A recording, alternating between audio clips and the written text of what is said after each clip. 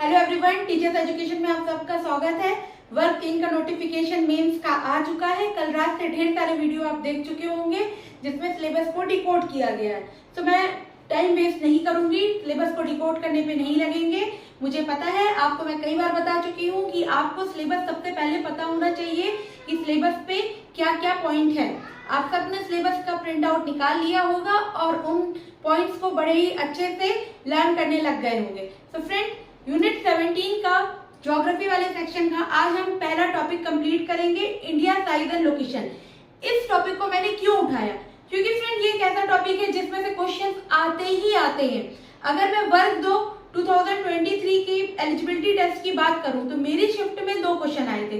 न सिर्फ मेरी शिफ्ट में बल्कि हर शिफ्ट में इस यूनिट से क्वेश्चन आए थे इंडिया साइज एंड लोकेशन के। आप वर्ग 2 का जो एलिजिबिलिटी टेस्ट था 2023 का, उसके पेपर व्यापम की वेबसाइट पे डले हुए हैं, आप जाके उसको चेक कर सकते हैं। आपको हर शिफ्ट में इस यूनिट से क्वेश्चन मिलेंगे। इसके अलावा 2018 की भी जो भर्ती हुई थी उसमें भी इस यूनिट से क्वेश्चन आए थे।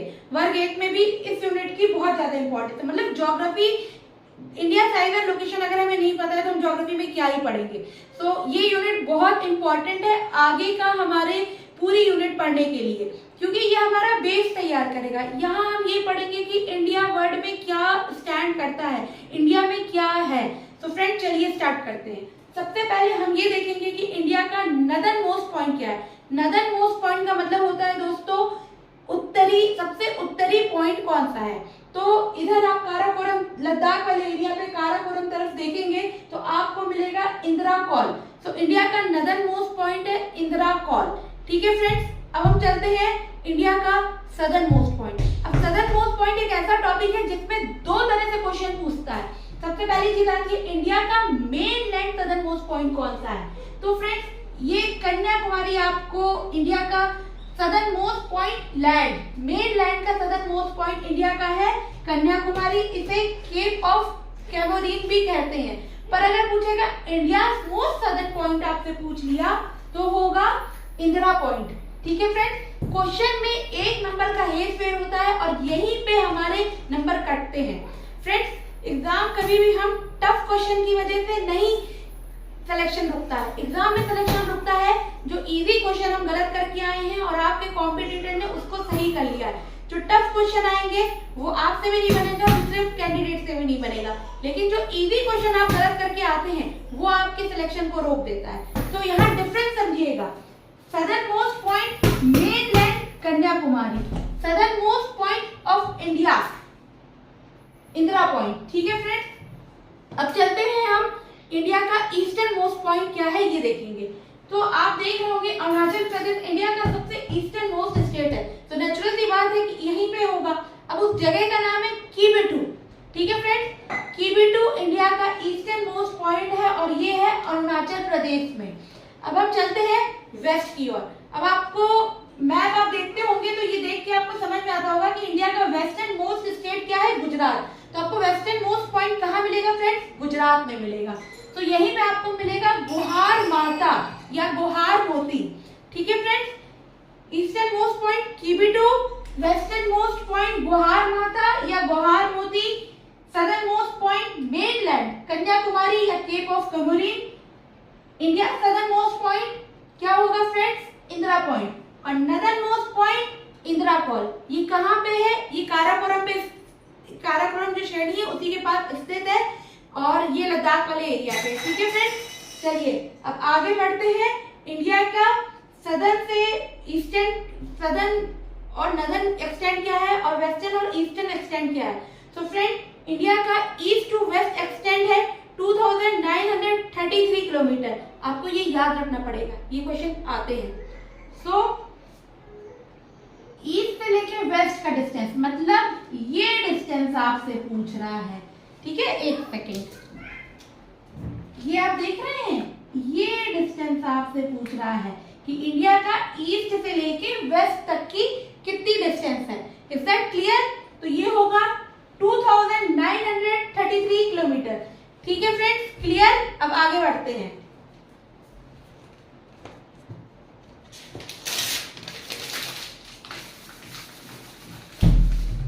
चलिए अब हम देखते हैं इंडिया का नॉर्थ से साउथ कितना एक्सटेंड है।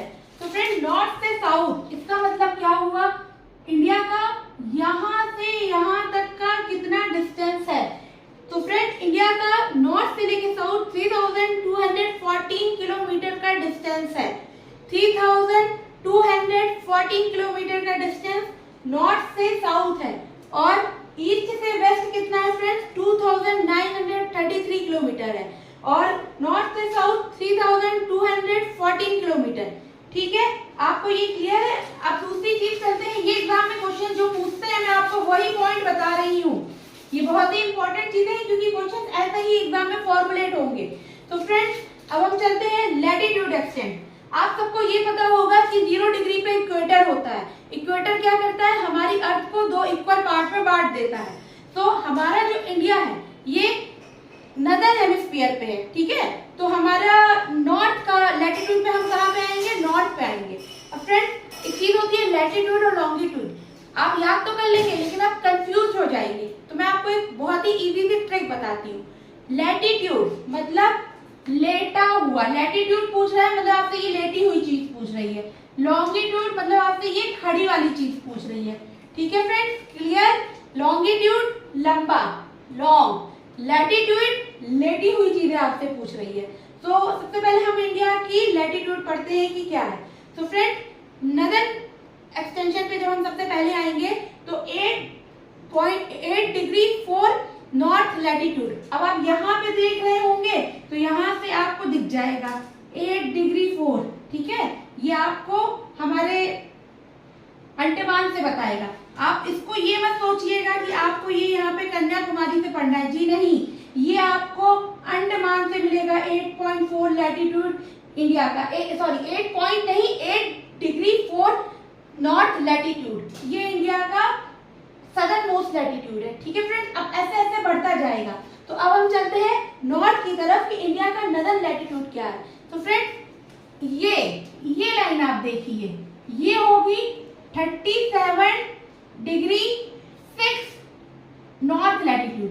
ठीक है फ्रेंड्स, अब एग्जाम में क्या कर देगा आपको, ये 37 डिग्री 6 नॉर्थ की जगह साउथ लिख देगा। नॉर्थ भी लिखा रहेगा लेकिन ऑप्शन में साउथ भी दे देगा, इस तरीके से आपको कंफ्यूज करेगा। पर अगर आपको पता है ये 37 डिग्री 6 नॉर्थ लैटिट्यूड है तो आप तुरंत सही पे क्लिक कर देंगे। अगर आपसे क्वेश्चन पूछा इंडिया का नदर्न मोस्ट लैटिट्यूड क्या है तो उसमें दे दिया 37 डिग्री 6 नॉर्थ लैटिट्यूड, या दे देगा कि 37 डिग्री 6 साउथ लैटिट्यूड, या देख लीजिए आपको दे सकता है ऐसे कि 37 डिग्री ईस्ट लैटिट्यूड। अगर आपको पता होगा तो आप इसमें टिक कर देंगे। चलिए अब आगे चलते हैं। आई होप यहाँ तक आपको चीजें बहुत ही अच्छे से क्लियर हो गई होगी। तो फ्रेंड अब हम चलते हैं वेस्ट लैटिट्यूड इंडिया का कितना है, 68 डिग्री 7 वेस्ट। अब हम वेस्ट से देख रहे हैं तो यहाँ W आना चाहिए।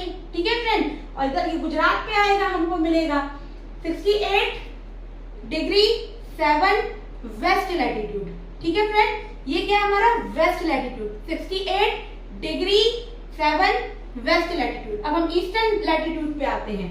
ईस्टर्न लैटिट्यूड हमारा ये आपको देखने को मिलेगा, ये होगा 97 degree 25 east latitude, 97 degree 25 east latitude. ठीक है फ्रेंड, अब ये एग्जाम में क्या कर देंगे, 97 डिग्री 25 ईस्ट के साथ साथ आपको 97 डिग्री 25 वेस्ट भी दे देंगे। बट आपको कंफ्यूज नहीं होना है, आपको ईस्ट में ही रखना है। ईस्ट और वेस्ट का आपको बहुत ध्यान देना है, एग्जाम में यहीं पे आपको कंफ्यूज करेगा। अगर आपने 2 से 3 बार, क्योंकि आपके पास टाइम ज्यादा नहीं है, अगर आप 2 बार भी रिवीजन कर लेंगे तो वो भी बहुत मुश्किल से हो पाएगा। 50 दिन का टोटल टाइम, जिसमें आपको इतना बड़ा सिलेबस भी कंप्लीट करना है प्लस आपको साथ में अपना रिवीजन भी करना है। तो फ्रेंड चलते हैं आगे।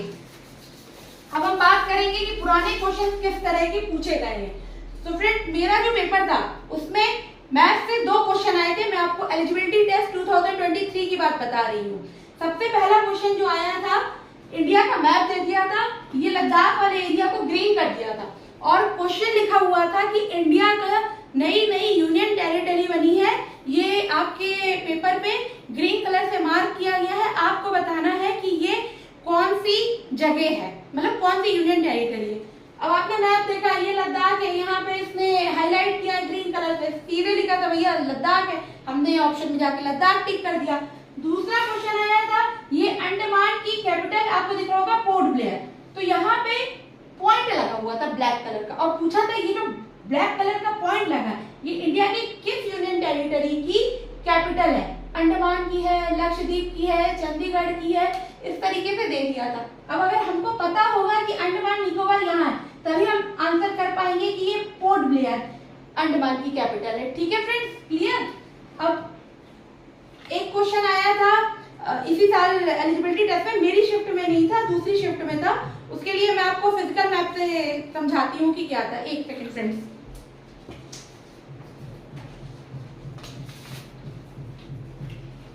ये आप देख सकते हैं इंडिया का फिजिकल मैप है। अब यहाँ पे उसने क्वेश्चन क्या पूछा था, ये होती है विंध्यन श्रेणी, ये होती है सतपुरा श्रेणी। अब इस तरीके से उसने दो श्रेणियां बना के दे दी और उसने एग्जाम में पूछा कि ये कौन सी श्रेणियां हैं। ऑप्शन में उसने 4 श्रेणियां दे दी थी, जिसमें राइट आंसर था क्या फ्रेंड्स, विंध्या एंड सतपुरा श्रेणी। ये 2023 से क्वेश्चन आया था। सिमिलरली 2018 का एक आपको क्वेश्चन बताती हूँ। ये आप देख रहे होंगे, यहाँ पे नीलगिरी हिल्स आपको दिख रहा होगा और फिर ये दोदाबेट्टा दिख रहा होगा और इसके नीचे आपको अन्नामलाई अनाईमुडी दिखा होगा। तो फ्रेंड्स आपसे अगर पूछेगा साउथ की सबसे हाईएस्ट मतलब पॉइंट क्या है, तो वो अनाईमुडी है।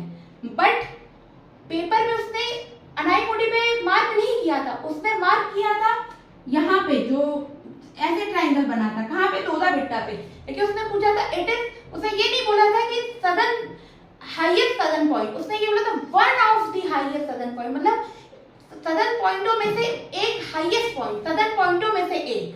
सदर्न पॉइंट का हाईएस्ट पॉइंट नहीं पूछ रहा है, पूछ रहा है सदर्न पॉइंटों के में से एक हाईएस्ट पॉइंट।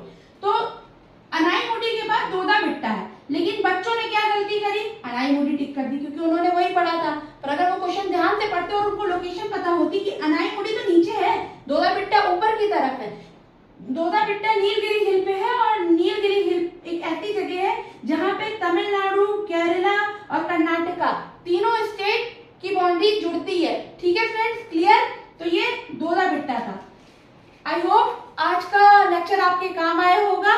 कल हम फिजिकल फीचर्स इंडिया का पढ़ेंगे, तब तक के लिए आप इसको रिवीजन करिएगा। यहाँ से क्वेश्चंस आते हैं। मोस्ट इम्पोर्टेंट आपको नॉर्थ ईस्ट के सारे सबकी लोकेशन देखनी है, यहाँ पे किस स्टेट की कौन सी कैपिटल है ये आपको देखना है।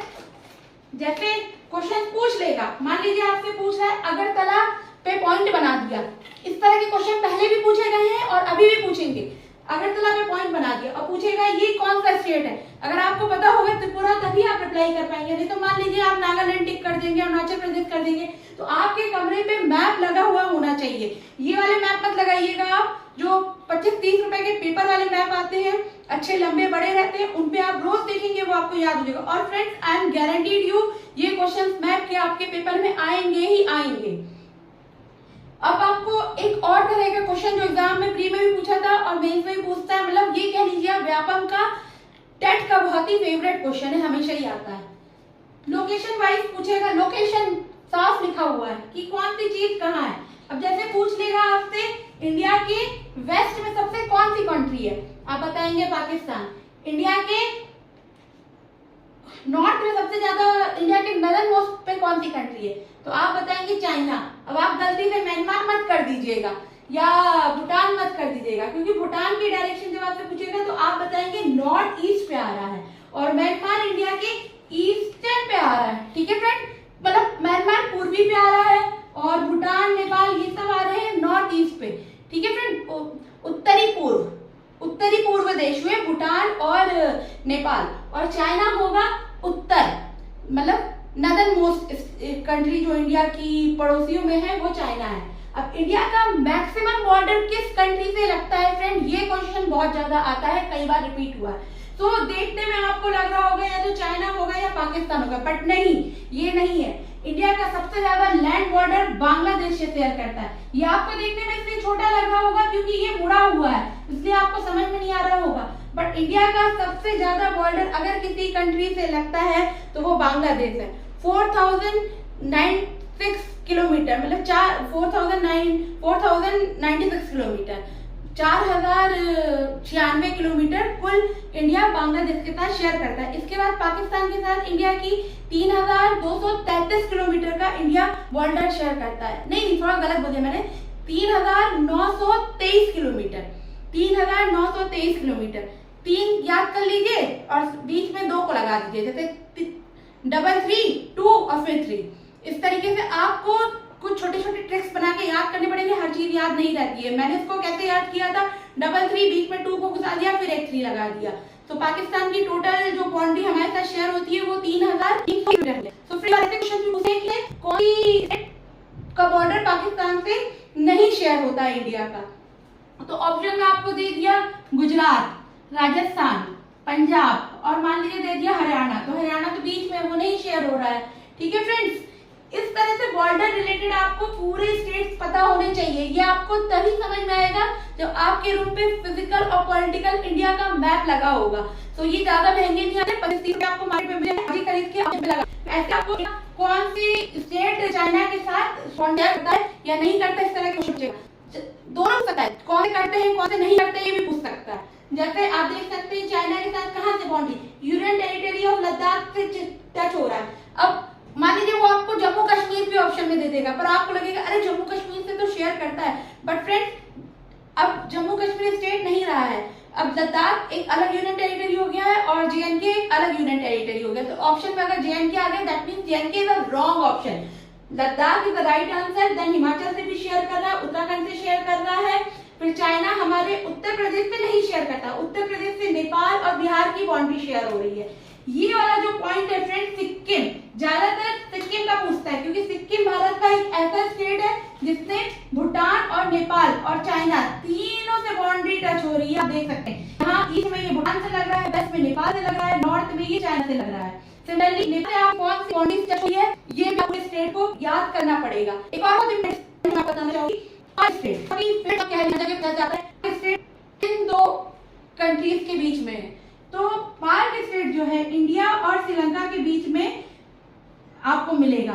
तो फ्रेंड स्टेट क्या होता है, स्टेट 2 लैंड मास के बीच में, 2 लैंड के बीच में एक पतला सा नैरो पानी वाला रास्ता होता है, उसको हम स्टेट कहते हैं। तो इंडिया और श्रीलंका को कौन सी स्टेट अलग करती है, दैट इज पार्क स्टेट। तो फ्रेंड्स, आई होप आज का लेक्चर आपके लिए यूजफुल हुआ होगा। कल हम चलेंगे इंडिया के फिजिकल फीचर्स के ऊपर।